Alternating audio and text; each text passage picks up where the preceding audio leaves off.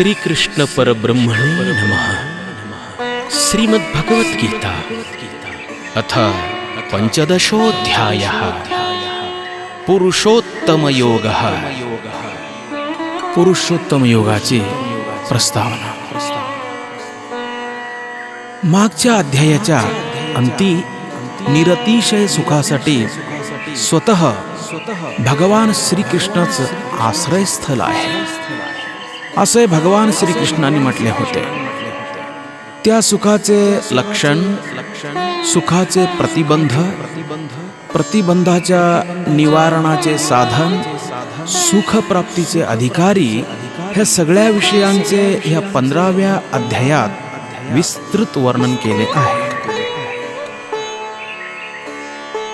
भगवान श्रीकृष्णाने 14व्या अध्यायाच्या 26व्या श्लोकात गुणातीत स्थितीसाठी अव्यभिचारी भक्तियोगाची आवश्यकता सांगितली आहे।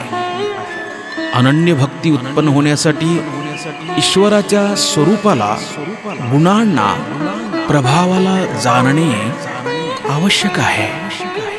सर्वप्रथम वैराग्य अत्यंत आवश्यक आहे। या वैराग्य शस्त्राने संसार रूपी वृक्षाचा बळी देणे या विषयावर भगवान श्रीकृष्णाने वर्णन केले आहे। मागच्या 9व्या अध्यायात गुह्यतमम शास्त्राचे विवेचन याची प्रतिज्ञा केली होती। या अध्यायात पुरुषोत्तम प्राप्तीचे रहस्य इति गुह्यतमम शास्त्राने समापन केले आहे।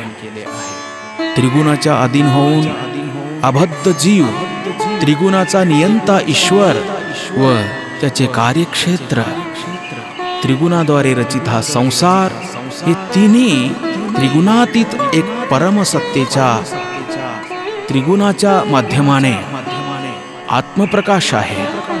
म्हणून 3 गुण व त्यांच्या प्रभावाच्या वर्णनानंतर या अध्यायात त्याच परमपुरुषाचा परिचय दिला जातो आहे। हरिओम तत्सत।